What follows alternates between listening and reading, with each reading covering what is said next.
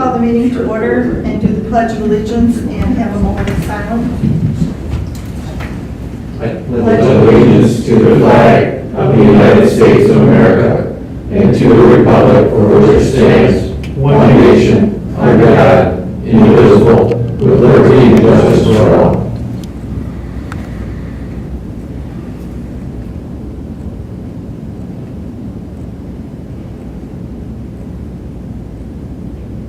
Okay, thank you.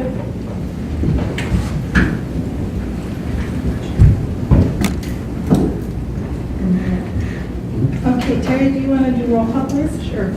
Sardi? Here. Bailey, Here. Dolan, Present. Frost is absent, and Helmut also absent.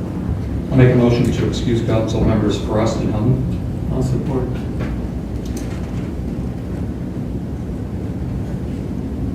Okay, we have a motion by Dolan, supported by Bailey. All in favor? Aye. Aye. Opposed, same sign. Approval of the agenda. I'll make a motion to approve the village council regular meeting agenda for Tuesday, August 14, 2018, as presented. Support. We have a motion by Dolan, supported by Bailey. All in favor? Aye. Opposed, same sign. Call to the public and non-agenda items. Okay. Consent agenda. We have the receive and file items. I'll make a motion to approve consent agenda 6A, I, 1 and 2, that being a letter for the Oxford Orion Fish, or from the Orion Fish, and a letter from the Oxford Addison Youth Assistance, both in regards to thank you for donations and things of that nature. Yes. Support. Okay, we have a motion by Dolan, supported by Bailey. All in favor? Aye. Opposed, same sign. And then we go to 6.2. Letters, reports, minutes, and also the bills.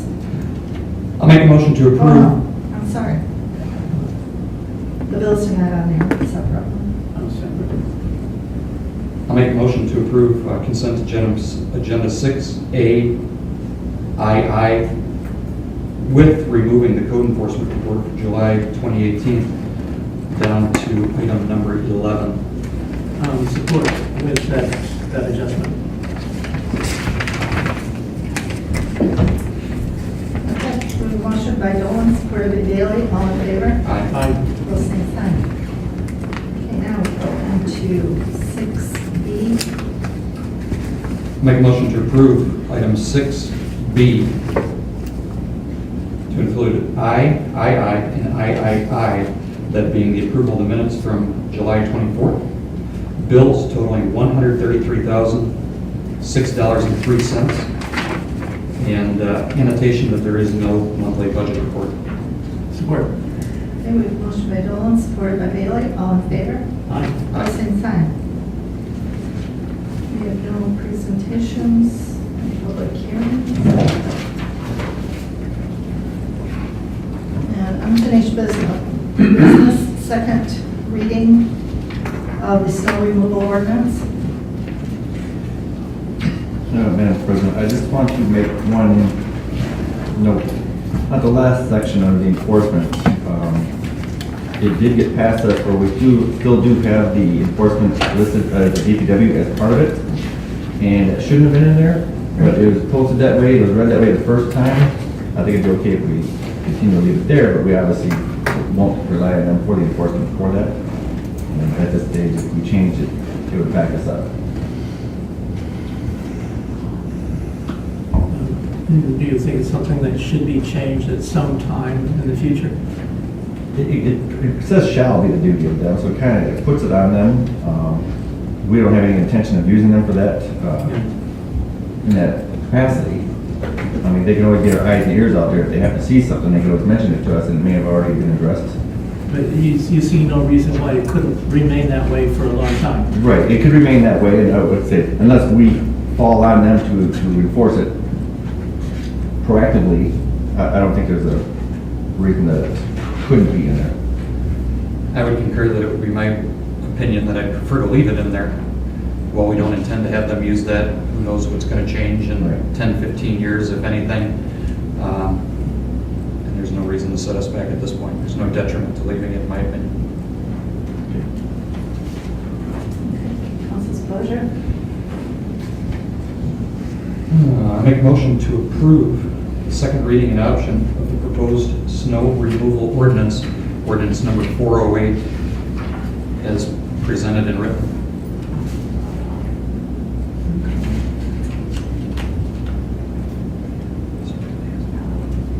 Dick? Yeah.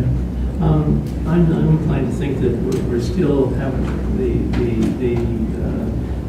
the fines a little bit on the heavy side.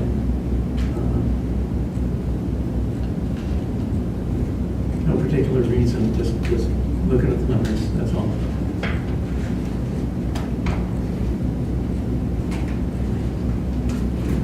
Okay.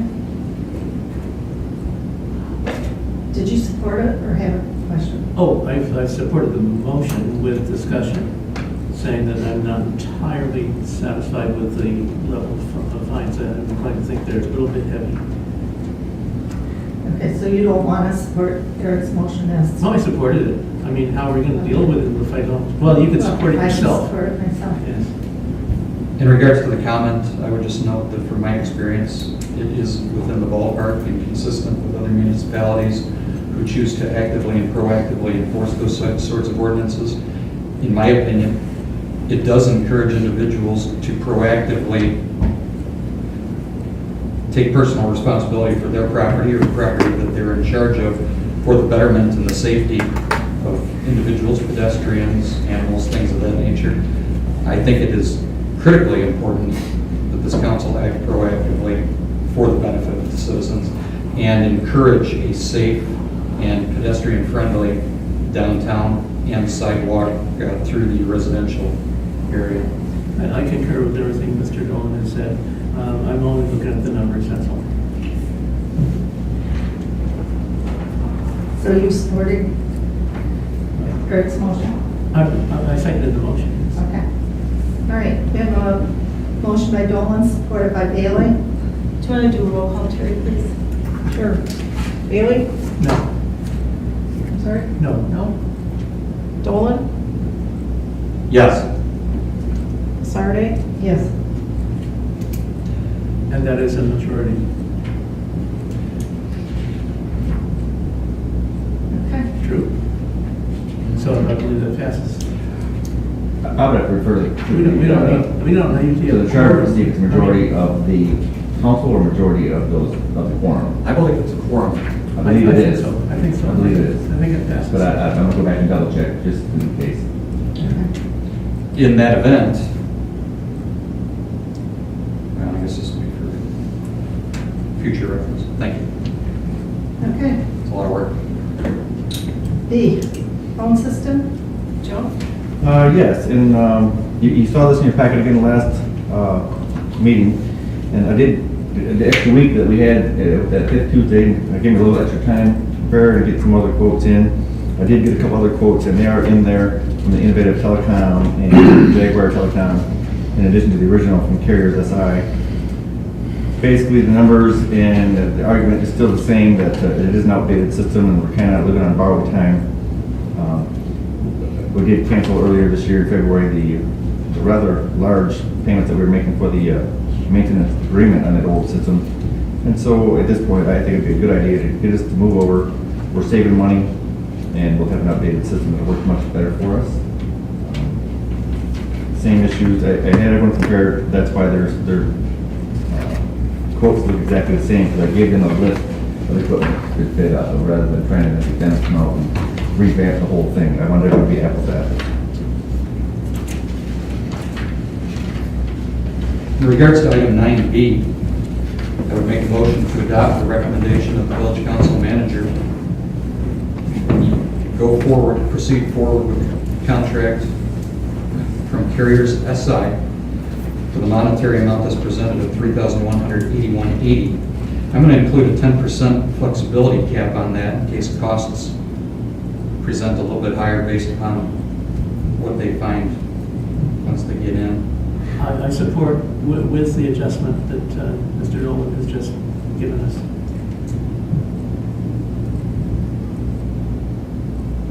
Okay, motion by Dolan, supported by Bailey. Terry, do you want to do roll call, please? Sure. Dolan? Yes. Bailey? Yes. Sardi? Yes. Frost? Absent. Helmut? Absent.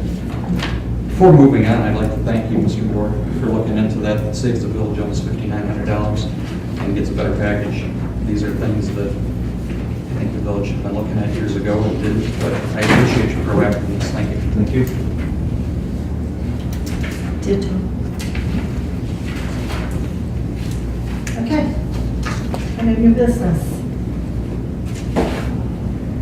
Consideration of the left turn lane there. Right. Chief, so why don't you, he's going to delve into this, and he did the legwork for us, check into it, so you see his right and stuff in there. Thank you. Good afternoon, council. Good afternoon, everyone. Mike Saul, Chief of Police. It's been brought to our attention, it's been requested by the recommendation of the change, or actually the removal of the parking on the west side of Gillespie Street between East Burdick Street and East Street. Reading my proposal, it's been requested that the current parking spaces on Gillespie Street between East Street and Lakeville Court be removed to help with traffic flow. The parking spaces are located on the west side of the street, which forces traffic to go around and back up southbound traffic in the turn lane. Vehicles are unable to continue southbound because they are blocked out, which causes delays. Upon removal of the parking spaces, the turn lane will be painted as far as East Street, which will give vehicles more lane to get into to turn left or right. The cost of the removal of the roadway markings and the repaint will be $2,275. Additional cost will be for 4 signs and labor. Signs and posts are going to be at $299.25. The labor is going to be $150, which will consist of 3 no parking signs and 1 directional arrow sign. In total of $2,724.25. I'm speaking with Don with DPW. He's recommended a PK Contracting for the job, as they have used them in the past, as well as Dorm Gross Sign Company Corporation. It's also been requested that the stop sign at Gillespie and Powell Street be removed to be replaced by a yield sign. The police department does not recommend this change due to the danger it may pose on pedestrians crossing Gillespie utilizing the Pollyant Trail. Stop sign at least slows down traffic. A yield sign, commuters may not stop at all. Another reason is that the speed changes from 25 to 50 leaving the village into the township, northbound, and southbound, they're coming out of a 50 into a 25. So we just think that the stop sign makes more sense there than a yield sign. And that's our proposals. In the packet there, you've got the breakdowns and the costs that I mentioned here in the proposal here for the removal of those parking spaces along Gillespie Street.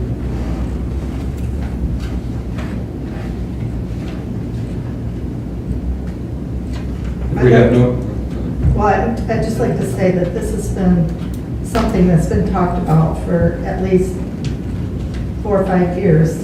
And I kind of brought it forward again, and let's make a decision on this because the traffic situation, especially during school months, is terrible over there. So, Dave? Yeah, I agree entirely about the stop sign. If that's a yield, people are going to be going 49 miles an hour through there because they know it's 50 in front of them, and why not? So I think we need a stop sign. I'm glad to say, I agree. We need a stop sign, yeah. Before that stop sign was put there, we were running radar on that street. When we would pull people over, their comment was, well, it says 50 up there. Well, Yeah. you're not supposed to be 50 until you get to the sign. So, and then you got the Pollyant Trailer, which makes it dangerous for the cross. And with regard to the East Street intersection, I'm trying to visualize it in my mind, and I don't think the extra lane will make that enough more complicated so that there's going to be a problem there. But I'd like to go out and walk it and take a look. It may be that instead of starting that lane at the corner, maybe it should start, 10 yards down or something like that. No, that would definitely not solve the problem. This has actually been a recommendation by the schools for the last several years as well as the township, and it does back traffic up because there is a few parking spaces there that are on that side, and usually driving by, there's usually one or two cars there that kind of impede traffic flow for that north and southbound traffic for Gillespie Street. So you're saying that lane should start at the corner rather than being phased in gradually? I'm saying that parking should not be there, and that should be a north and southbound flow Yeah. with a turning lane in the center. I guess what I was having in mind is mostly the striping. Whether that. Right, yeah, Show and that's a I lane. believe that in your packet there, you got, made a diagram of what the street would look like without. Yeah. And what it's entirely gonna be, north and south, is north and south traffic, and then you're gonna have a turn lane in between. And then you're not gonna have that parking there, because right now, people have to kind of go around that parking. So if traffic's backed up, they have to kind of come back here, so they get backed up, and they can't have the street flow through, and they have to wait for that traffic to clear before southbound traffic can move on, because of the parking hazard. Okay. Having previously studied the information in the packet and the scene itself, I have no additional comments, but I'm prepared to tender a motion. Okay. I move to adopt the recommendation of Chief Sewell and make the required changes as presented to the left turn lane at Gillespie north of Verdict, without making a change to the stop sign and leaving the stop sign in place for pedestrian safety. Support. Okay, we have a motion by Aaron. Oh, I'm sorry. go on. If I may add the cost, for the cost of $27,2425. I support that number also. Okay, we have a motion by Dolan, supported by Bailey. Terry, roll call, please. Sure. Sardi? Yes. Dolan? Yes. Bailey? Yes. Helmut, absent. Frost, absent. Okay, Thank you. thanks. Thank you. Next, consideration on bids to purchase NXU units.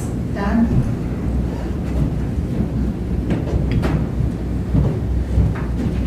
Good evening, Council. Don Bradley, Public Works Supervisor.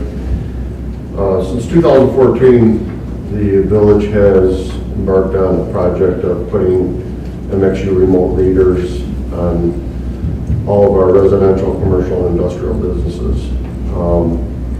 We've done it in stages each year. During our budget session, we did budget $30,000 for the MXU readers. It is going to purchase us 222 readers, and we were able to get the same quantity price as last year for $135 a piece. If we buy them individually, they're $170, so we did get the quantity price as previous year. So I'm recommending that the village council approve the purchase of 222 MXU remote readers.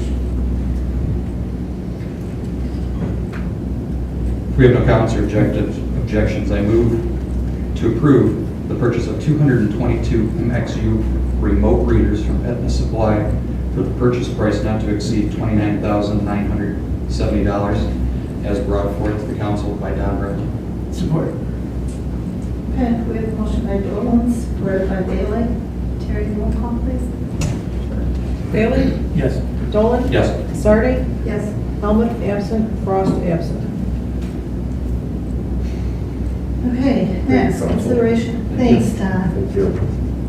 This will be the end, right? No, maybe next year we can. Okay. Good job of keeping us Moving moving towards forward. this for now.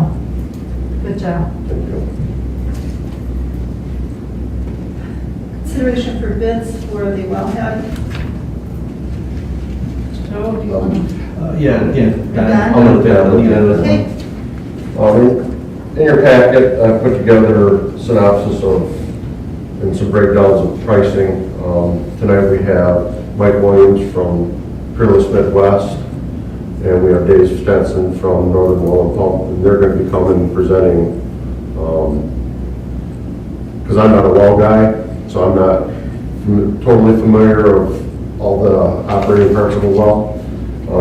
But these price breakdowns in your packet are actually what I've added up for in their bids. So I just kind of broke it down and made it a little easier. So for instance, base price without cleaning, we're just gonna say 15.7 for, the very first one on each one. And then base price with new bowl assembly, there's another price. And then the last price is if the well needs to be cleaned. So we'll have Mike Williams go first from Peerless Midwest, and he'll come forward and you can ask any questions and he can give you the nuts and bolts of well rehabilitation and cleaning. Thank you, sir. Thank you.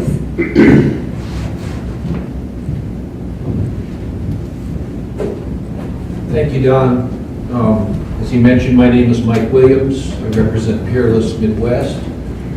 A little background, I personally worked for the Village of Oxford from the late 80s till the early 2000s, serving the water utility during that time frame. So I have a fair bit of knowledge about what you have here. Thank you for inviting me. We appreciate the opportunity. Don asked me to provide some estimates for some work on well number 3, and I did so. There were 2 components to the estimate. There was a well cleaning and a pump overhaul rehabilitation. With respect to the cleaning, we took a look at the data and determined that, in our opinion, the well did not need to be cleaned at this time. And we believe that would not be an effective use of the village's funds. The data, the productivity data of the well that we were presented with simply didn't show the well having degraded. It had not lost capacity or pumping level, which is the normal basis upon which well cleanings are recommendations for those are made. If you've lost production, you clean a well to get the production back. So we just didn't see that. And we did provide a number for it. It sounds like you have it, but that's not something we think needs to be done. During the duration that I was servicing the village, that well did not require to be cleaned at any time during that duration.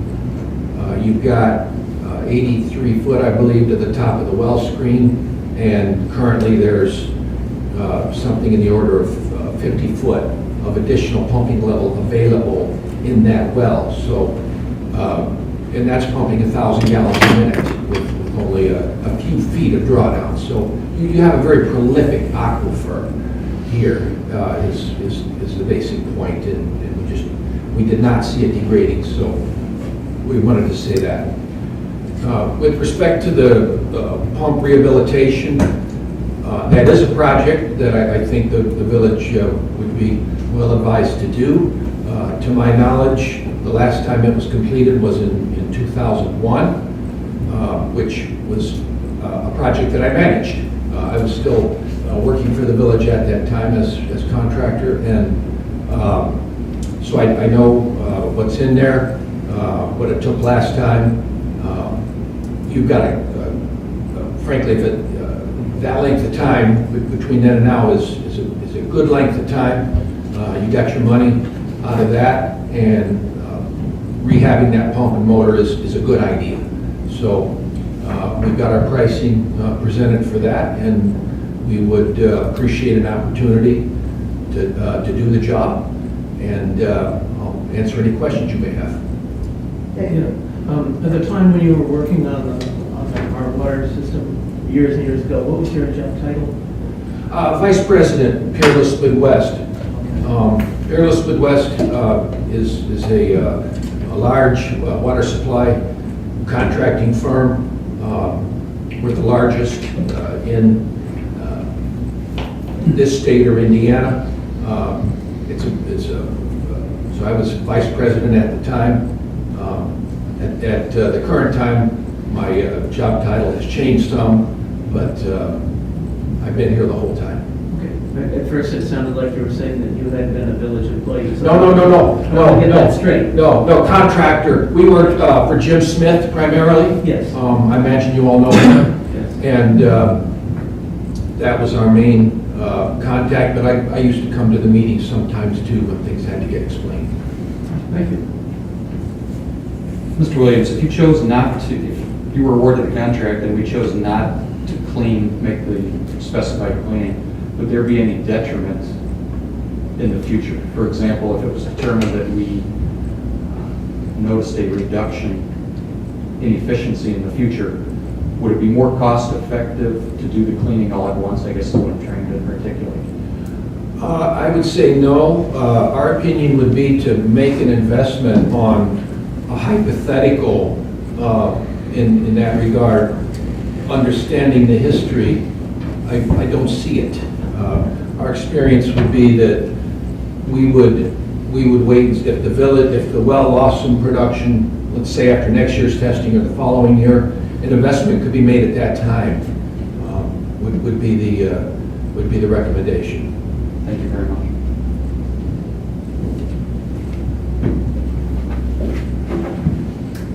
Any questions? Well, thank you. Thanks, Mike. Appreciate your time. Yep.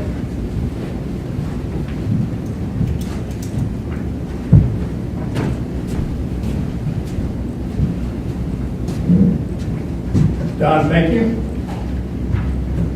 My name is Dave Stenson with Northern Pump and Well, and affiliated with the village for the time that Mike stopped till present. I did work underneath Mike. This area was my project manager responsibility up until I joined Northern Pump and Well. We've done all of your well work since my departure in joining the Northern Pump and Well. We've overhauled the well 4 pump. We have cleaned and overhauled the well 5's pump in that time period. And I'm very familiar with your aquifer. I agree with Mike, it is prolific. And I also agree with Mike that the tests that we do, while a snapshot in time, because we do them that single day, are a snapshot in time, and it shows that the well does not need cleaning. However, I would not be doing my due diligence for the village if I didn't also tell you that I think it'd be a smart idea, and included in our bid for old pump jobs is a video. Simply after pulling the pump and taking it to the shop to video the well and get a good look at the screen area. You have a stainless steel shutter screen about 30 feet long, down starting at 83 feet.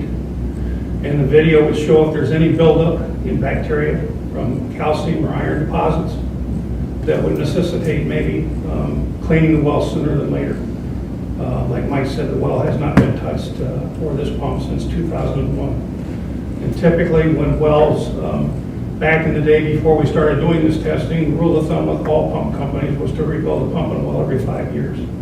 This kind of testing has been very, very helpful in saving villages and communities, towns and cities, a lot of money, because if your water quality is extremely good, then why clean a well when it doesn't need to be cleaned? But I wouldn't do my due diligence if I didn't offer a video to take a look at the well. And in doing so, I told Don it would also be a good idea to give you a price for the cleaning, because councils notoriously don't like people to come back and ask for more money.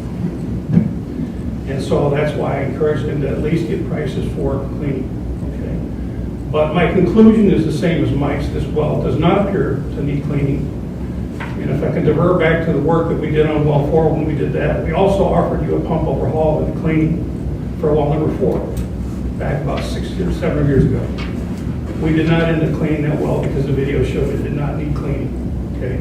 So there is a good chance that it does need cleaning. The only thing that caused me to be concerned about this is the well has been in operation for this long period of time without any cleaning whatsoever.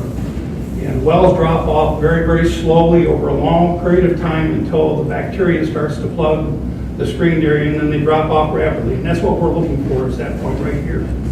So if that occurs 2 years from now, after you've done all this work on the pump, you've got to expend all the labor again to pull the pump back out and clean the well. So I just think it'd be a prudent idea to do the video after we pull the pump and take a good look at the well. Don can look at the video with us, we do it on site.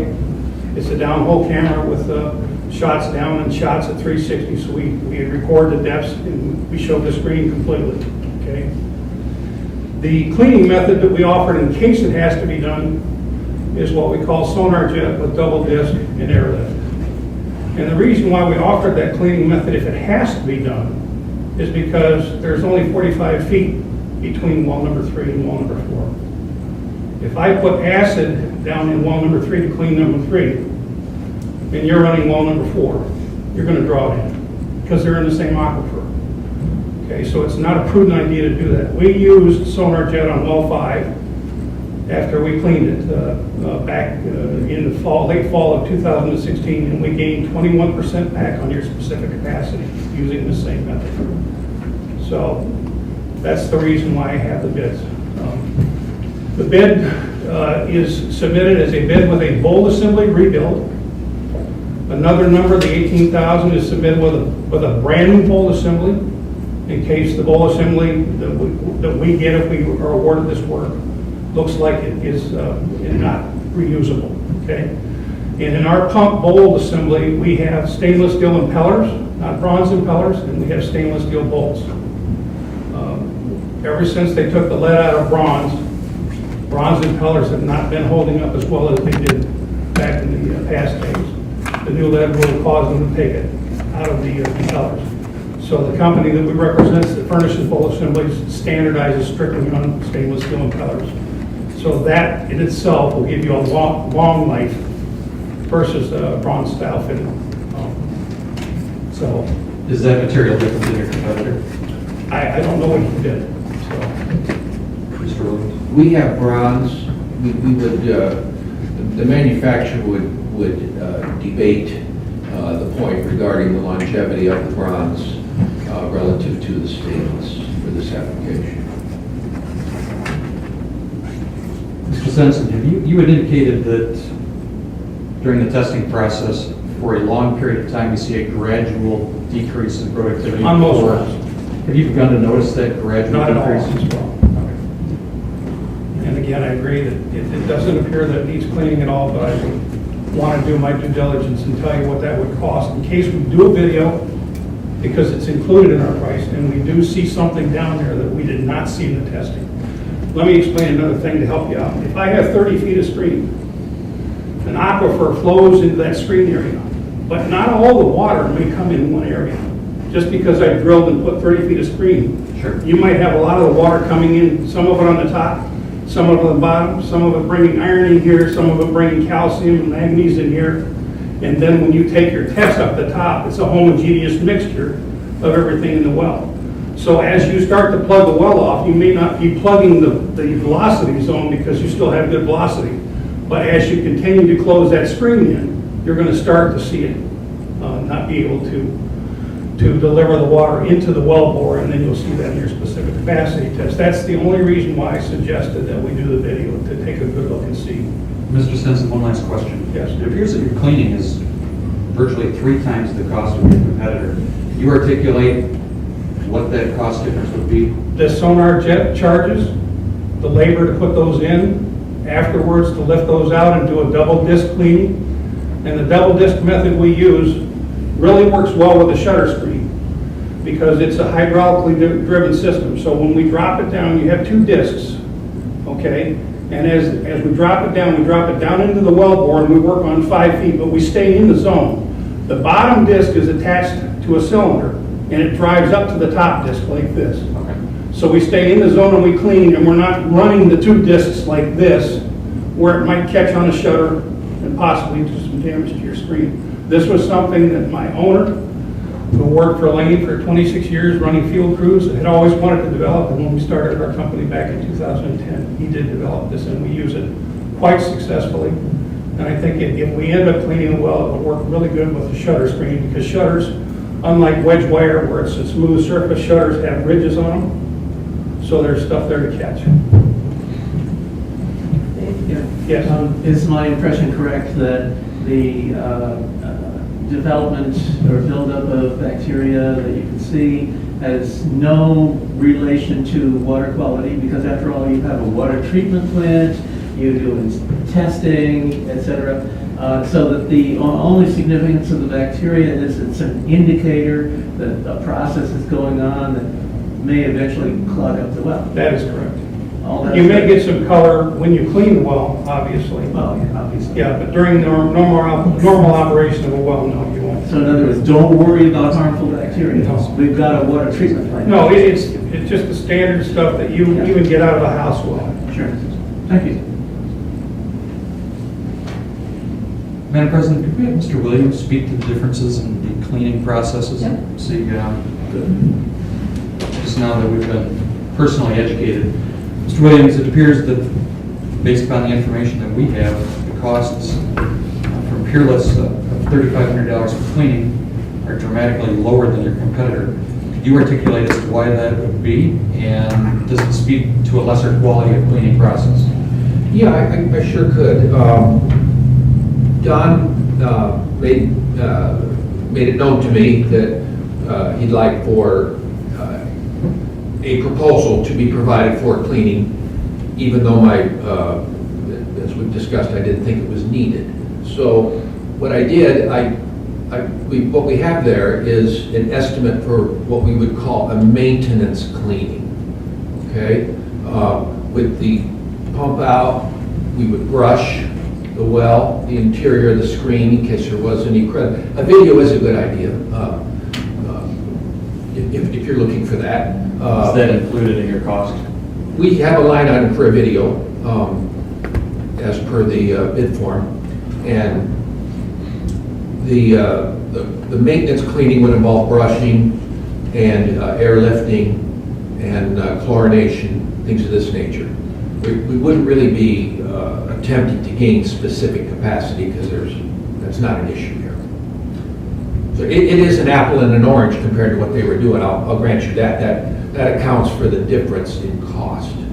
We have the sonar jet technology available to us as well. I just couldn't see the value to the village in applying it here. The possibility of creating damage to the screen through the brushing process, how would you respond to that? What would be your perspective in regards to the probability of that? Right. The brush is a relatively soft material designed to preclude any damage structurally to the screen, but simply to scrape off material if it's found there from the video. And the frequency or occurrence of damage in the past? With brushing, I would say never.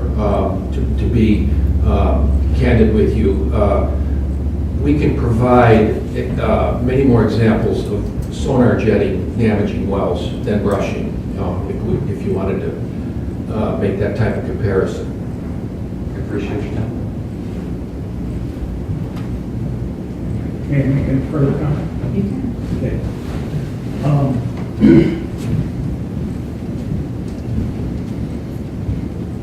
We regularly use Sonar Jet for this specific reason. The calcium and the kind of deposits we see in a lot of Michigan wells are hard crustacean buildups. They get inside the pores of the screen and they become extremely hard. And so by using a Sonar Jet, which is a blasting of shock waves and harmonic waves, we crack all that instantly and crack behind it, and that drops down into the well. We're not brushing anything on the surface. So if the bristles are that soft, I would beg to ask how in the world you're going to clean off hard crustacean with brushes. So when we're offering you a cleaning after we do a video, it's because we want to gain back the specific capacity of this well to its original, and not just do a maintenance type cleaning, which may not last. Okay, so that's what the Sonar Jets are. We do them quite often. As I told you, we did that on well 5 very successfully, and we gained 21% back on specific capacity, which is really good for the well. But it appears in this case, based on what I've heard, we don't have 21% to gain back, as there's no measurable loss at this point. That is correct. The other reason why we went with the sonar jet again is because you've got a well close by and we don't want to introduce any chemicals. Thank you very much. Okay, thank you. This is for either or both of you gentlemen. Do you have any guesses as to when the well might need servicing next after the current go-round? Guessing is something that we leave up to God, I guess. Yeah, we've had surprises and we've had other things that never surprise us in this business because all aquifers are different, all well pumping capacities are different, and all situations are different. I can just say that your well field here is a very prolific well field. You've got very good quality water, and you have gone longer than most normal people on cleanings with your wells. The evidence, the history, the evidence would support that well cleaning is not something that would be planned for or budgeted on any type of routine basis. Some wells go their entire service life without needing to be cleaned. This could be one of them. There's others that are cleaned every year. So a lot depends on the specific aspects of the aquifer and the chemistry, things of this nature. With regard to the pump, the village got a long service life out of this, no doubt about it. As Dave was mentioning, the industry standard time frame for overhauls is quite a bit less than what you did here, 17 years. That much is for sure. Is that a result of the soil composition? I don't think so. Frankly, degree of use, chemistry of water, these are lead factors, hours of service, these kinds of things. But that equipment, which we overhauled in '01, has held up very nicely, which I guess we're proud of that.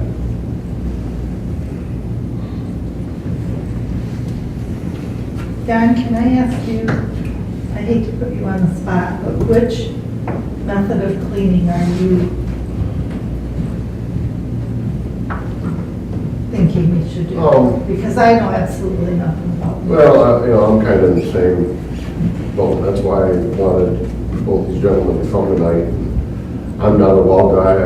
I know when Jim Smith was here, our water plant superintendent, for a number of years, we used Peerless Midwest, and since I guess, I don't know what year, we'll go to Northern Pump and Well. And we have used the double disc method on well 5. You're not going to know until you pull everything out in video camera to what.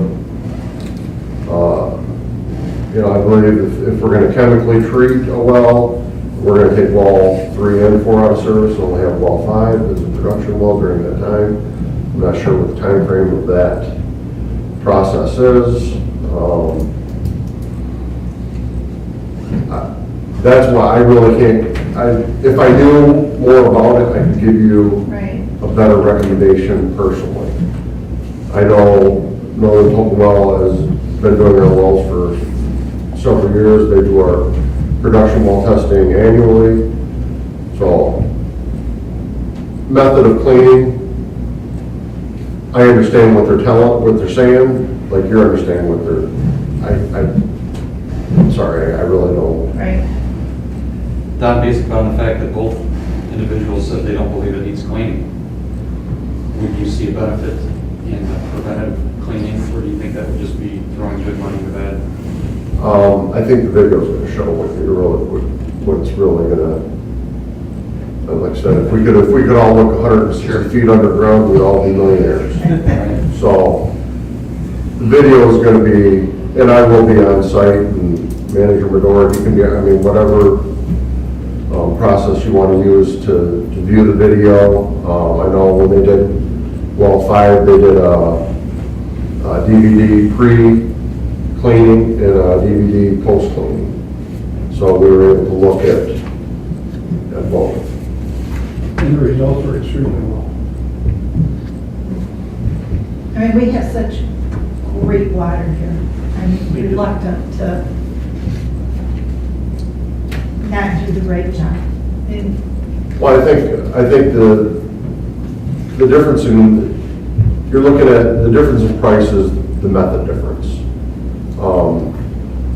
Obviously, the, bowl assemblies and the pulling the pump and the motor and all that, the costs are very close.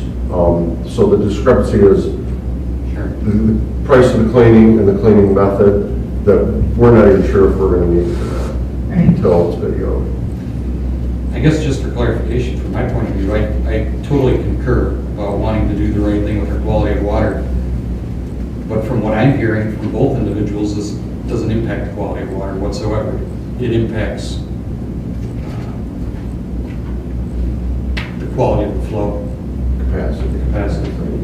Yeah, and So in that instance, considering the fact that there's going to be no negative impact on our quality of water, I want to err on the side of fiscal responsibility for the taxpayer. But I do think, considering the various choices that we have here, the different methodologies, I would like to set the matter aside and have a larger body of the council discuss and deliberate these matters, possibly in a work study, unless that seems frivolous. If that were to be a motion, I would support it. I didn't quite hear you say the words "I move." Well, like I said- It came close. I just had a comment, and then maybe a clarification. The biggest, we got cleaning A costs this, cleaning B costs this. When it comes down to it, do you offer a lesser degree of cleaning that would be in ballpark that would put these more in similar range? I feel like we're comparing apples to oranges. Yeah. We do, and again, the insurance that's gonna give you the comfort feeling is not the quality of water, it's the loss of capacity in your well, and the video is gonna give you that relaxation. I am in total agreement with Mike that all the testing shows that it doesn't need cleaning at this time. But if it's getting after 2001 to 2018, 17 years, if it's getting to the point where when we run the video down there, we see all that buildup there. I'm sure you can understand the fact that we can only go on the information of the 2-3 professionals, and what everybody's telling me is it doesn't need to be clean. What I've heard is that there is a gradual but measurable depreciation of productivity, and I'm hearing there's no evidence of that at this point.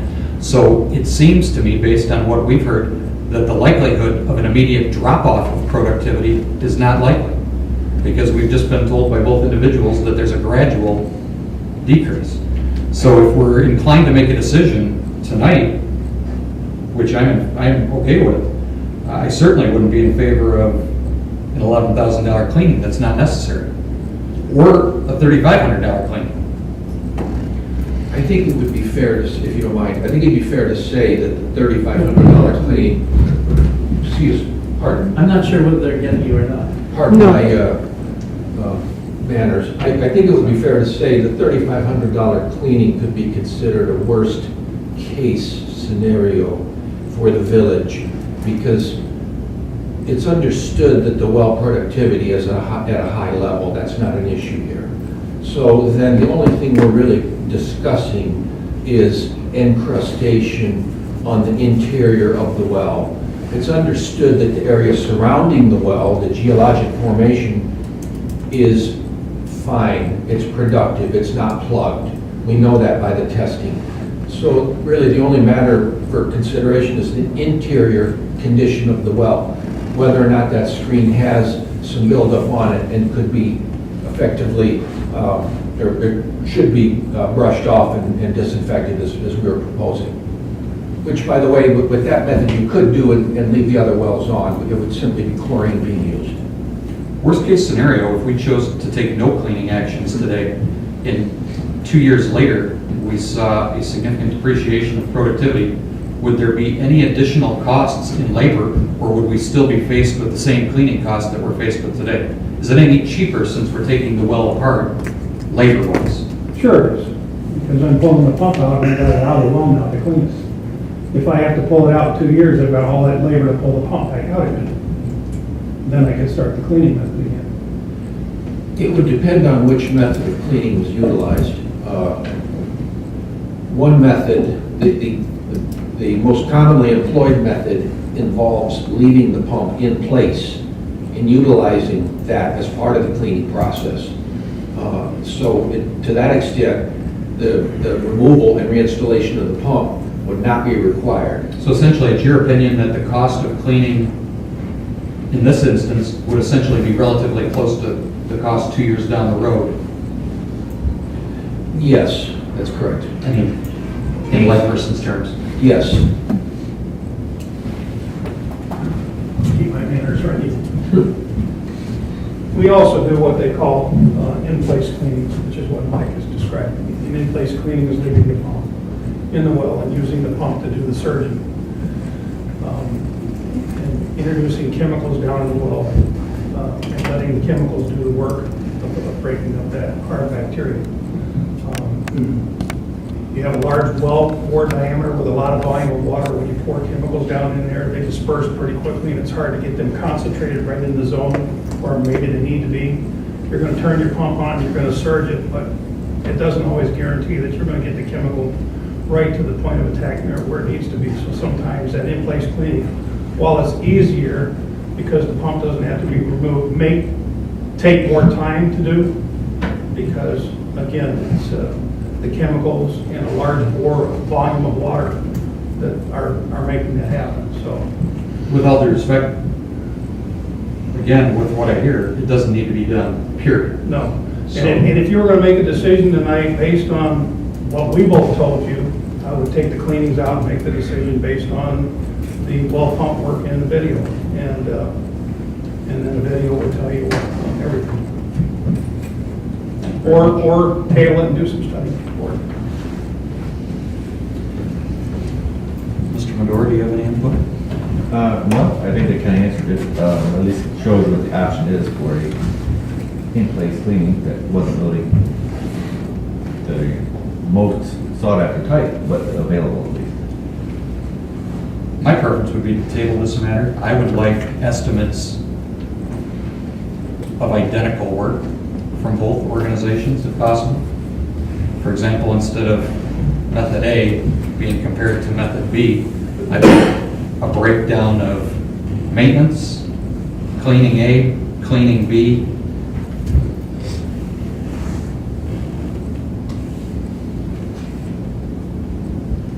Yep.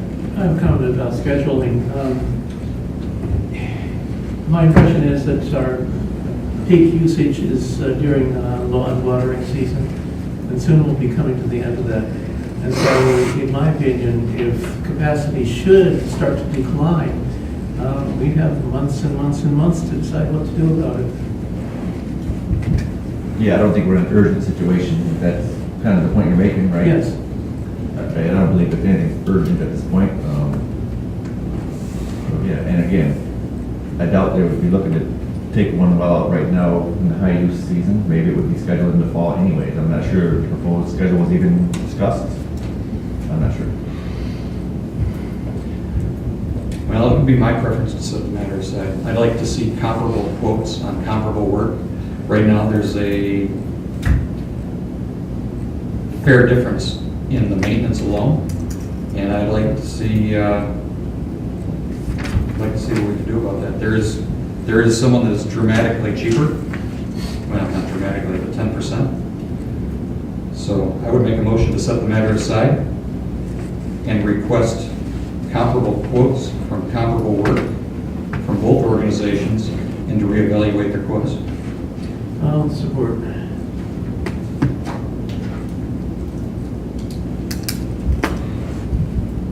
Okay, we have a motion by Dolan, supported by Bailey. All in favor? Aye. Aye. Opposed, same sign. Thank you, I appreciate the education, gentlemen. Yes. Thank you. My pleasure. It's very interesting. Thank you. Thank you. Don, will you be putting that together, or? I'll call you. Okay. Fair enough. Thank you very much, folks. Thank you so much. Sorry to take so much of your time, but just want to make sure we're doing the right thing.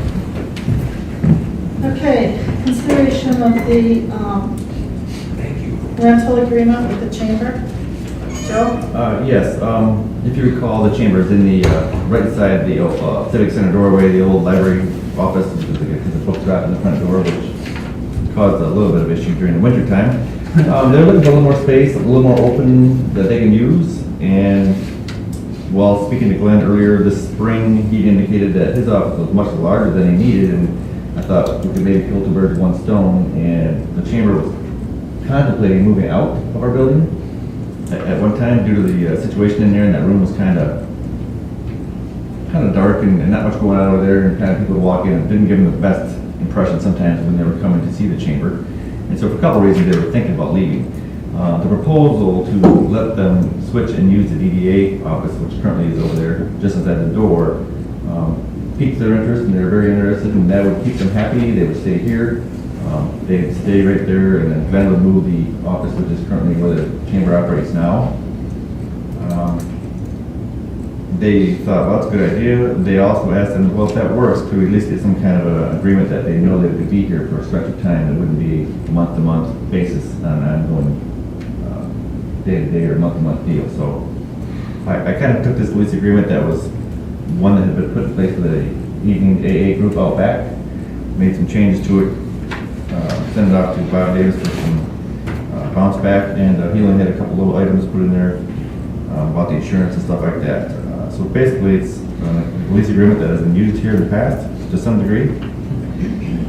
It does increase the amount a little bit. I think they're at $254 a month currently, and it would go to $300 a month. They would be willing to, or able to drop their internet that they're getting currently by themselves through the AT&T, I think the U-verse, and then they would be able to use our already available charter internet in the building, no cost to us and no cost to them. So we get a little bit more rent out of them, get a little bit better service, and they'll keep them in here and keep us going at the $300 a month. In a hypothetical situation, do we think that 300 is the best that space can command in the event that they chose to opt and go elsewhere? Well, one of the things, their biggest concerns is their finances. They obviously operate, I believe, solely on membership dues and stuff. There may be some other funds I'm not aware of, but they can't afford much, so I don't think their options are much to go elsewhere. I mean, to go and find a space that they would use in town, I think would be considerably more. But for us to have someone like them in our building kind of fits well with us versus an outside entity. We want to get a little bit more out of them if we could, and I think we accomplished that while giving them, they're still going to save maybe a few dollars a month by dropping their internet. With all due respect and trying to avoid sounding as I often do, I'm not concerned about their finances, I'm concerned about ours. So while that works well for them, I'm just curious if we think that's the best deal for the village. Perhaps if we had that at least to anybody that was interested, we perhaps could get more, because it does include your water, your electric, and your heat. You have bathroom facilities there, men's and women's, and, but again, I think they fit in kind of well with the DDA and us. Where outside groups, let's say with insurance agents, Sure. that talked about before, kind of is an off the wall thing to be in our office. Right. So I think by keeping them there, it helps keep that area a little bit more connected and vibrant. Keep the DDA and chamber and us all in sync, I guess, to some degree. Yeah. Well, I would comment that while the space is vacant, what we get out of it is zero. So it's an upside and an downside. If we have no additional questions or comments, I move to approve the rental agreement with the Chamber of Commerce as presented and represented by the village manager, with final approval and sign-off going through Mr. Davis and Mr. Medora. Support. Okay, we have a motion by Dolan, supported by Bailey. Terry, do you want to do a roll call, please? Sure, Sardi? Yes. Dolan? Yes. Bailey? Yes. Helmut, absent. Frost, absent. Okay, Thank you. next thing. Engineering bids. Lake Street. Yes, as we discussed in our budget workshops and stuff, we did put some money in a couple of areas for engineering. One was for the engineering for the parking lot and around the building here. The second area was for some street engineering. Don and I met with our engineer record currently with Noack and Kraus, walked through the same thing with them, walked through the back parking lot, down the streets, and stuff like that, pointed out the areas of Burdick Street and the beginning and ending areas. We did the same with Rowe Engineering, who in the past had done a lot of work here for the Village of Oxford for many years, up until about a dozen years ago or so. So if you look under the pictures down the hallway, Rowe, a lot of Rowe plans are Rowe, Noack and Frost has been doing a number of them too. Both entities were aware that we were getting prices from two, so and they were given the same sheets and the information to bid from. We haven't received anything back from either company yet in regards to the parking lot and the driveways here at this location. But I did emphasize though that we wanted to get this one first, because this is money available to us next year through the county. And so this is a project that we do need and plan on doing, where we're not sure on the other project, we hope to, but this was more of a priority. So they did work on this and get this back to us first. They were very similar. We had one issue with Noack and Frost, I had a little bit extra on his, the first time he sent it back, I talked to Don about some curbing and stuff he had to replace. I got back with him and ensured that he moved that out, changed the number to more reflect an even apples to apples comparison. You have those in front of you there, and you'll see that Rowe Engineering was a lump sum fee of $4,900. And he also did include an engineer's estimate of what the project might entail. And Don, did I even send these to you? Okay, I was reading, so I wasn't sure if I ever did. And then Noack and Frost also included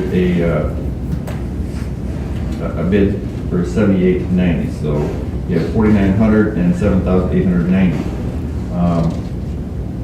Both of them included helping us prepare the bid documents, advertise the bid, take the bids in, analyze them, and help us choose the contractor.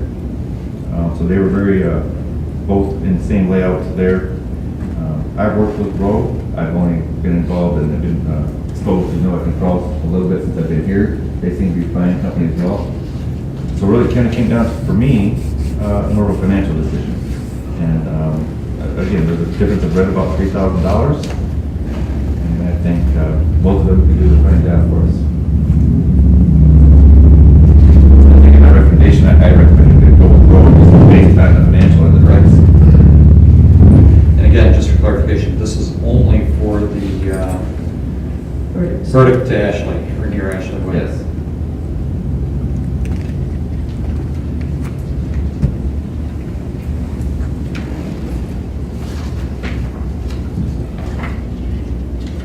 I move to adopt the recommendation awarding a particular project to Rowe Professional Services in the amount of $4,900, that being the West Burdick Street paving, which consists of 2-inch mill and fill from approximately 50 feet west of M24 near Ashley Way. I'll support. Terry, do you want to do a roll call, please? Sure. Dolan. Yes. Bailey. Yes. Sardi. Yes. Helmut, absent. Frost, absent. Thank you, Council. Thank you. I'll let them know. Thank you. I didn't let either one of them know it was on the agenda tonight. I didn't feel they needed to be here. It was pretty straightforward.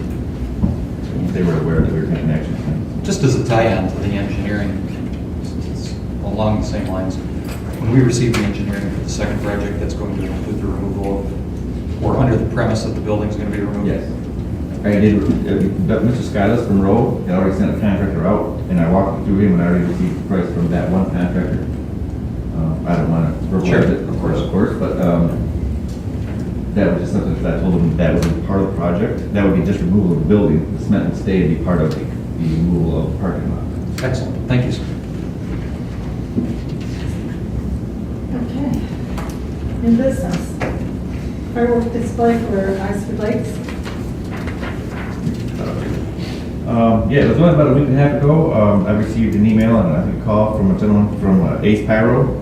A very nice gentleman. He seemed like he has his a professional. All his ducks were in order. I was familiar with the permit process that he was going to go through, and he sent that over, and everything he provided was, I would say, very well put together. I gave it 40 right feet, Schultz right away to get his take on it, so we could review the light ignition area and the landing zone and the what they call the fallout zone or something like that. It's noted on the map there. And everything seemed to be in order. So Pete's recommendation and mine was to go ahead and approve this permit. They had the requisite insurance in place. and show insert Village of Oxford as an additional insured, and everything else seemed in order, and Chief agreed. There's supposed to be a nice color photo I gave Drew. Yeah, it is very nice, actually. No, it's not in mine. Yeah, I put it in color, and gave it to him. Yeah. So, yeah, no, I had it, I just thought it wasn't in mine, I was afraid it wasn't in yours. Based upon the recommendation, the fact that all board matters are in place for the event as specified, I move to approve the fireworks display put on by Ace Pyro for September 2nd, 2018, with an alternative rain date of September 3rd, 2018, as presented to council. Support. Okay. We have a motion by Dolan, supported by Bailey. All in favor? Aye. Opposed, same sign. Next thing is the AMVets. Yeah, and I assume this is a redo of events in the past, I could be wrong, but, with White Cane and the Lions and stuff like that, I assume this Right. is probably another one, so Yep. it kind of speaks for itself. It is, they do it every year. I move to approve the annual Clover Days for September 13th, 14th, and 15th, with alternative dates of the 20th, 21st, and 22nd, as presented. I'll support with a question. Well, what determines which of those dates are going to be used? Rain, Rain? Rain. That's all. weather, that's usually what, yeah. Okay, thank you. Okay, we have a motion by Dolan, supported by Bailey. All in favor? Aye. Opposed, same sign. And last, M24 skip paving. It's kind of odd to have this on the agenda at this time because just prior to the meeting, I was meeting with a couple gentlemen from Ajax Paving who said they're done. They're done? Yes. Totally? Yes. You're kidding? Well, part of the reason they came is because they bumped into one of our light poles and there was an issue out there and we were getting our ducks in order to get in contact with them and down already had to re-out the pole, minor damage, maybe a bulb when they're turned around. I did send an email to this woman here, Kelsey Bragg from MDOT today, expressing my concern of the lack of good communication and follow-up. It was indicated to me this could be possibly a 3-week process and Right. maybe gonna start Monday, and they want to get something, as you see, I responded back to her, and, you know, what it's gonna be, and well, this doesn't show the second response, I told her, maybe it does, I just wouldn't feel comfortable green lighting it without coming here on the 14th. So I figured, okay, then I'll let her know the next day, and maybe this weekend or the following week, they would show up and do the work in our neighborhood. I was surprised as anybody Monday morning when I came in and saw them working, for starters, and they even had a lane closure in southbound 24 at 7:45 in the morning when I pulled in, which the letter explicitly says would not happen. So I was surprised that they were here, I was surprised that they were going against the direction that's in their letter. And even more surprised when I found out that they're done. Because when I saw the guys, I sent her an email today, are they coming tomorrow? I need to know if they're coming tomorrow, what's going on, are they coming to do the middle lanes? I called her cell towards the end of the day today, got no response, so I sent an email to her. I guess it's good that the worst is over, but it could have been better. And had I known that they were even going to begin working out here, I could have gotten with chief of the police and put a little blurb on the Facebook that was coming, but they indicated to me that this is like a multi-week project, and, you know, that when I get back with, you know, I was going to let them know a day or so after this proposed possible begin date of what the process were and thoughts were here. One thing, the young man here did indicate that they're doing this project or another project elsewhere, somewhere else in the county. When they're all done, what they're gonna see, if they have money left over, it's possible that they could come back. And so for that reason, they may take their barrels and stage them off to the side and save them to be back probably, could be a week or two, who knows. So I guess you could go forth and allow them to do and work in their after hours if they come back. But at this point, there is nothing in the books that states they're coming back. Do Well, we shut my know- mouth. I cannot believe that MDOT got anything done in 2 days. Yeah, right. They didn't, they bid it out, the contractor did it. Big difference. Well, it's still, 2 days, I mean, I don't know what to say. Do we know But- what the additional work would constitute? No. If they came back? They, you know, they marked the worst spots and did the worst spots. I'm sure they had a little list of, hey, if we have a little extra money, we could probably do this lane and this such also. I mean, this I've got a gentleman. list for them. Yeah. So if we approved it, we wouldn't know what we were approving for. Well, they were requesting to work, and they Extended indicated, hours. they wanted to get to work During the outside night, normal that's what hours, they and I meant. asked her what those outside hours might be, and it's basically any day, any hour. And that's all I got back from MDOT. I didn't get any indication of where they were starting, types of hours. But one of the things I did get was that they would not have any lane closures in the southbound lane from 6 a.m. to 9 a.m. Good idea. But at 7:45 a.m. yesterday morning, they were closed. So in essence, it's a moot point. Yes. So with that I said. don't know whether it's a moot point or not, because are we gonna go through the same situation I'm gonna do follow-up with this. where they're back? I would just give them permission to do it and get it done with. I concur, you can't, it's not harming anything. If they are able to come back and say, please come back on a Saturday or Wednesday night at 8 p.m. and do it, you know. Right, and do it overnight. I mean, I guess, It appears the multi-week project took 2 days and Yeah, everyone, I don't have- everyone went on unfazed, so I yeah, think they we need should be to happy hire, with that. whoever these course. contractors are, they need to hire them We got back. wind of it, I got wind of it Saturday.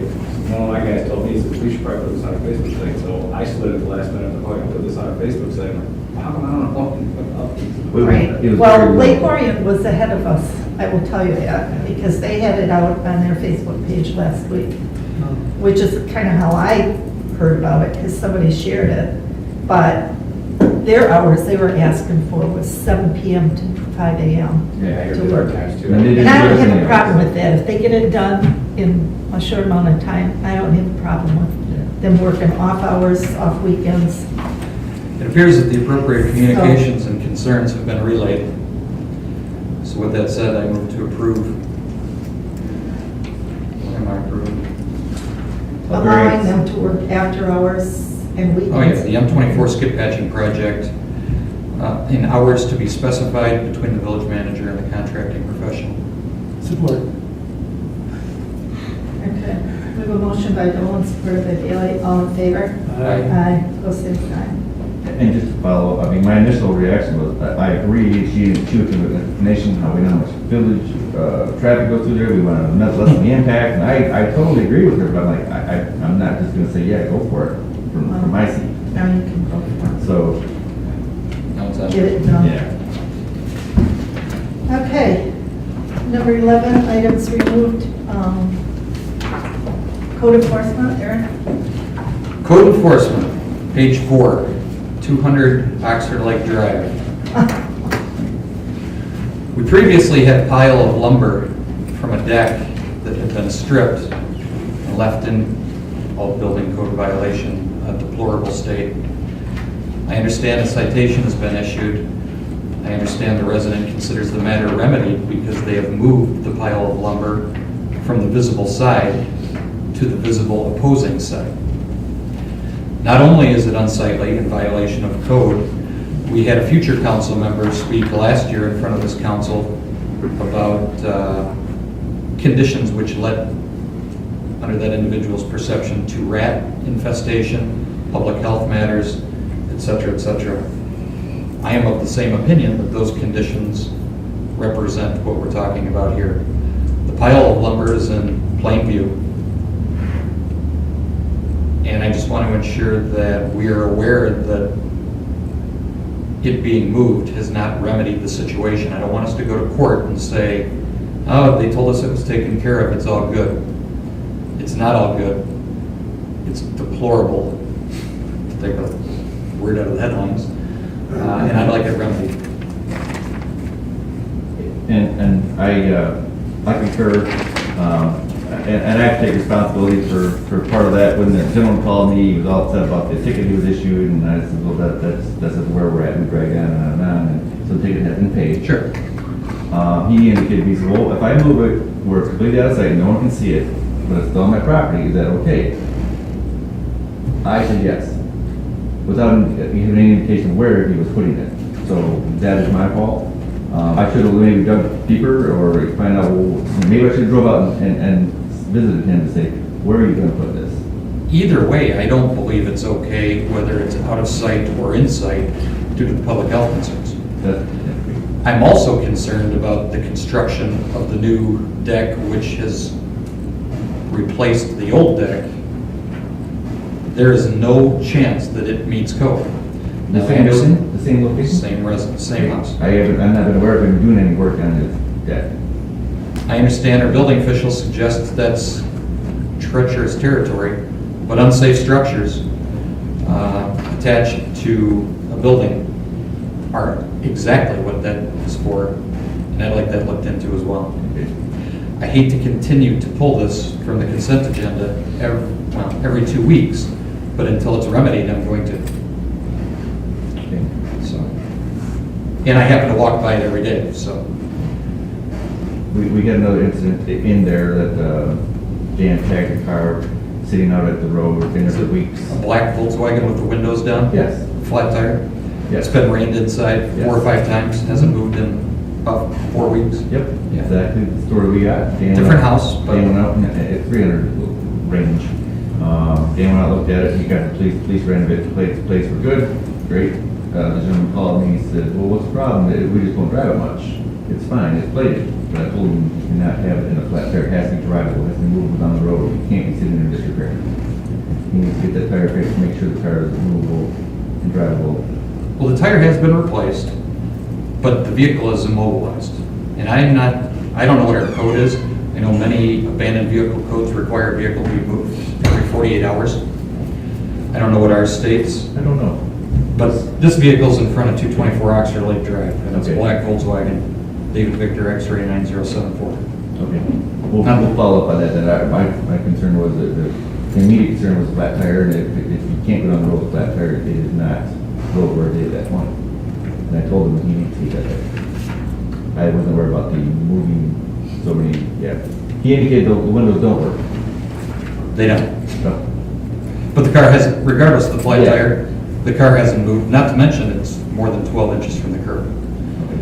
So, Yeah, I know Dan wasn't comfortable tagging it for a vehicle violation, he wanted the police look into that, and I know he did give him the plates.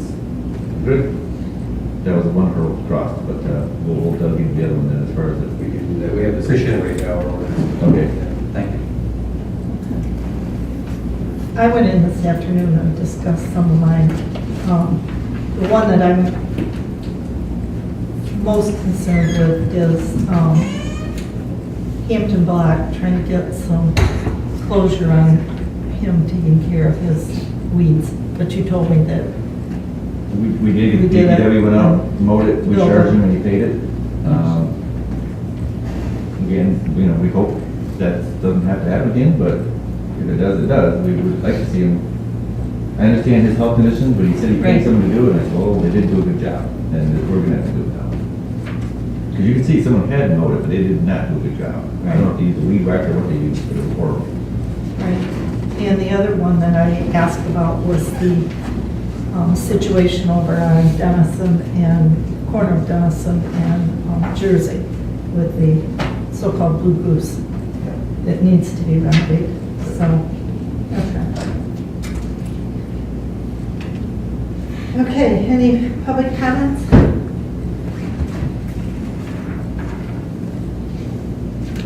Manager and staff?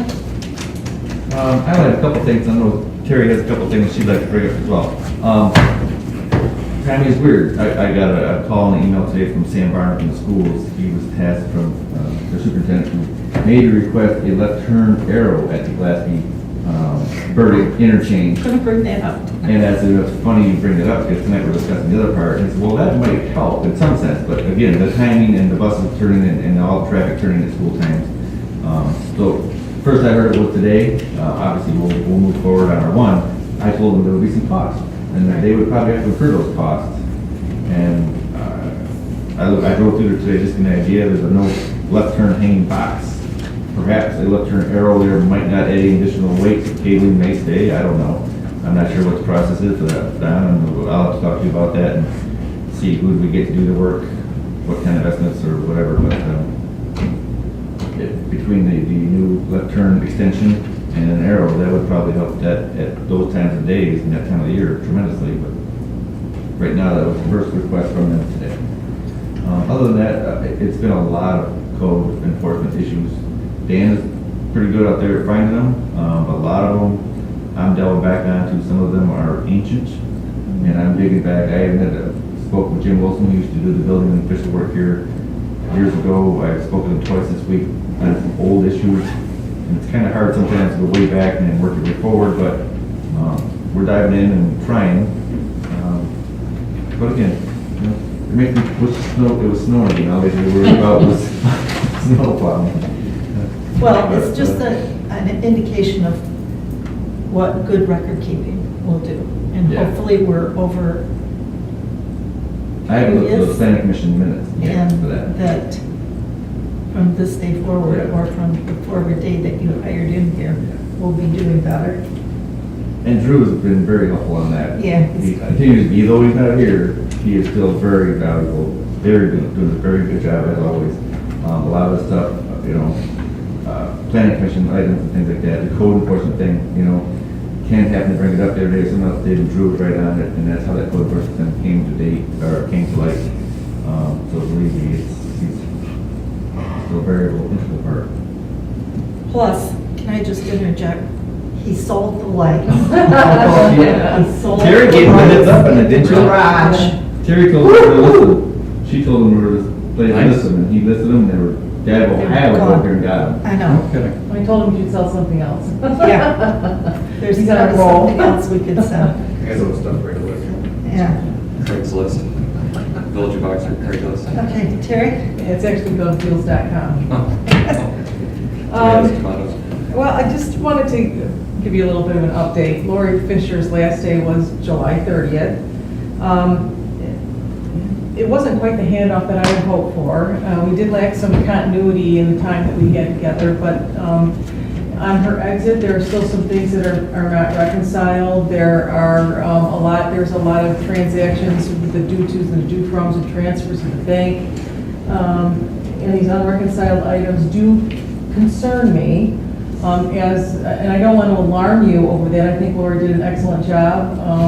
And she's brought things back into somewhat of an orderly condition, but right now I'm just starting to dig into things. I'm looking for source documents so that I can verify numbers. MERS is a good example of that, the filing that we have to do monthly. I have found things that don't exactly, I can't, the numbers don't foot, not on first glance at any rate. So, you know, I'm compiling the information in a binder. So it's all contained in one area. If anybody else needs to look at it, if I get hit by a bus or something and somebody walks in tomorrow, there's a point of access. You know, there's something to start with, and it gives historical information. So I'm trying to verify those things, and Joe's been helping me with that too. Of course, I started at the beginning of the new fiscal year. We consolidated police and general funds. We had a payroll allocation with the village staff that spans 13 departments. My new budget, I'll let you know. really, it's better, but it's complicated, once you get over the hump. Yeah, so we're working on that. Everything is, it balances, the numbers balance, everything puts out. It's just that when you have these transactions going between funds, the accounting system doesn't like what we're trying to do. And part of that is, I believe, because of the way BSNA was set up. And this is common across other municipalities who went to the BSNA financial reporting system. It's an excellent system. It's got a lot of features that we don't use for reporting and for streamlining the accounting process. So what they did when they set it up is they basically based it on the preference of the people who were here at the time. So whatever they like to do, whatever they were familiar with, that's the way they set the system up. So it's not necessarily running in its peak performance. And yeah. I spoke with Aaron Stevens, who is our auditor. I have scheduled that for October 22nd, which I thought was a late date, but he told me that in the last 2 years, we were not ready for the audit, and they had to leave and come back and leave and come back, and he wasn't coming until October 22nd. I did manage to get a portal set up. I got the list of items that will be needed for the audit, so I can start working on that. But I also spoke with Aaron about client-side accounting companies that specialize in government accounting. I have 3 contacts. Evan, who was your interim village manager, had been looking into this before he left. And what they do is they specialize in government accounting. They have IT people, they have full charge bookkeepers, they have degreed or CPAs or whatever level you need. Those are the people they send in. So if it has to do with the system side, making corrections to the BSNA accounting software, they take care of that. And then not all of these companies are equal, because some of them say, well, we use BSNA, but we have to conference with them. We have to get on the phone, if this is what you want us to do, we would be working with them. Or another company says, hey, we can do it all. We know that software so well, and we've done this over and over and over again. We can come in and take care of those kind of items and clean up your system. And I think we really need to consider doing that. So if you would like, I would check into all three firms and bring back a kind of proposal to you. It's not going to be cheap, but they can work within any budget. They do report to you based on an hourly, like every 12 hours or something. This is what we've done, this is where we're going, this is, And Aaron thought it would be especially helpful in preparation of the audit, because I don't know where these unreconciled items are going to take me. I'm in a rabbit hole every day, trying to verify the numbers and make sure I'm documenting everything so that I'm doing it correctly, and it's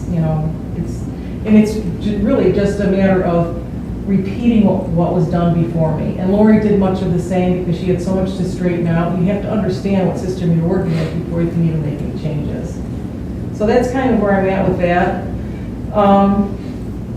We discussed the best practices in accounting, Aaron and I did, and he talked about some of the deficiencies that we have, and I'm sure you're aware of them because you lived through it.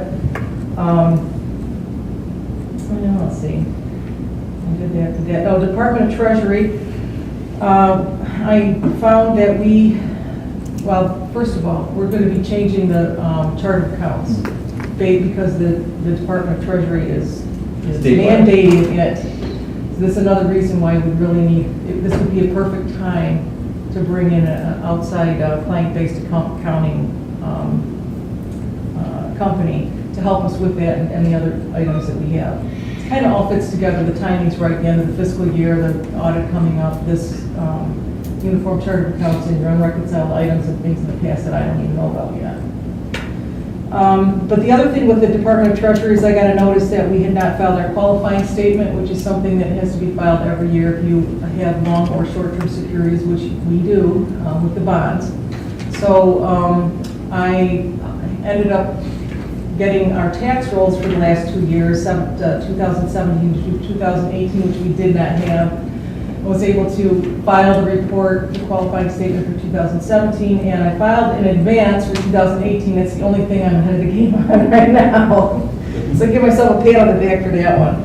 Were we only behind 17? Had 16 and 15? 16 was done. I had to verify the numbers on that, and I did have the tax roll for 2016, but not for 2017, 2018. And in the course of discovery, we met Leanne Boucher, who is our assessor assigned to us from the county. She has agreed to give us a standalone module of the assessing program, BSNA assessing at no cost to us, and it's a read-only program, but it's really valuable in looking up information. So Joe was happy to hear that, and then when she went to the township after being here, she told them what they were doing down here, and they said, "What?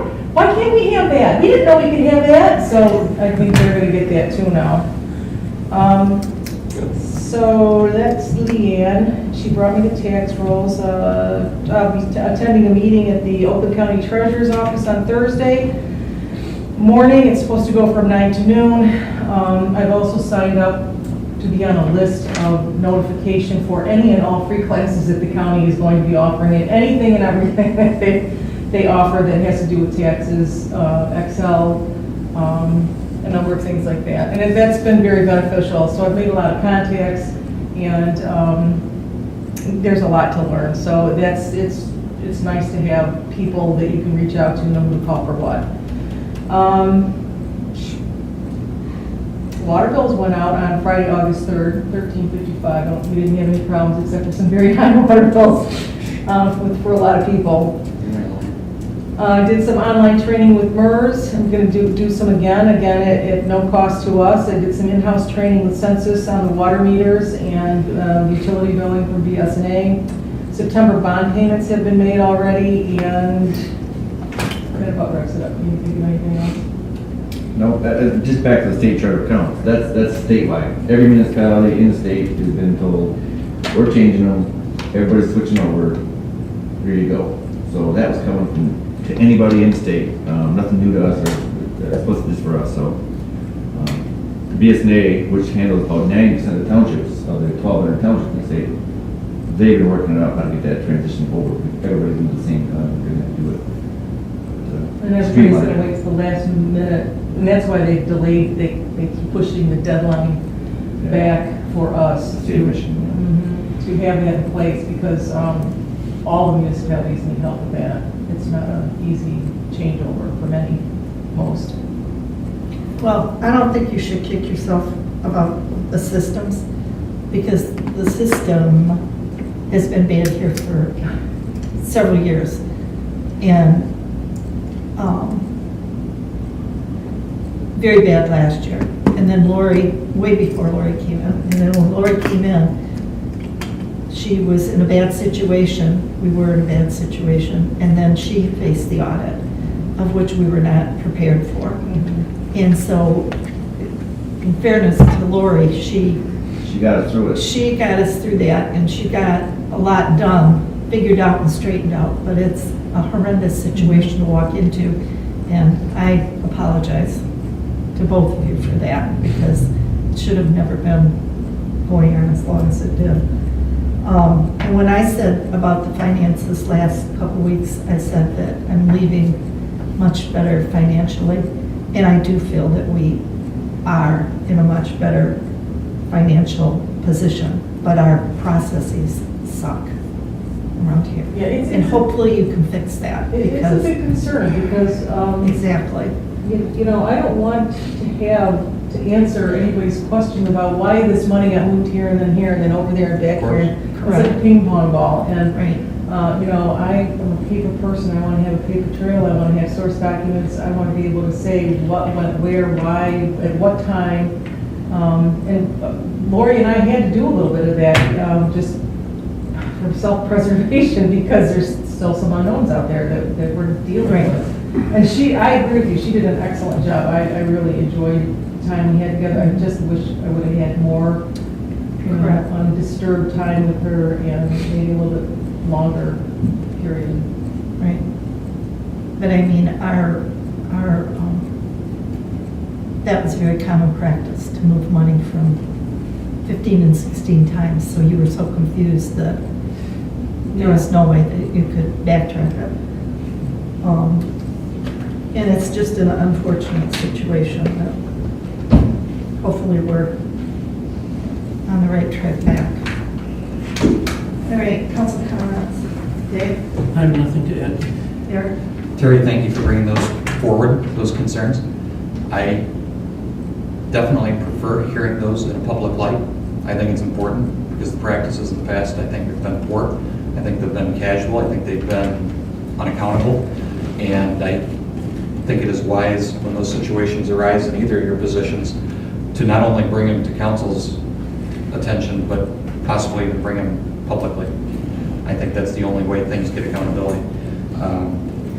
I appreciate the regimented manner in which things are moving forward, as opposed to the casual in which they've moved forward in the past. So thank you very much. I appreciate the input. Thank you for all you've done. That's all I have. Going back to the bookkeeping, one thing I would like to get away from is this do-to-do-froms situation. We've had problems in the past, especially with the DDA, and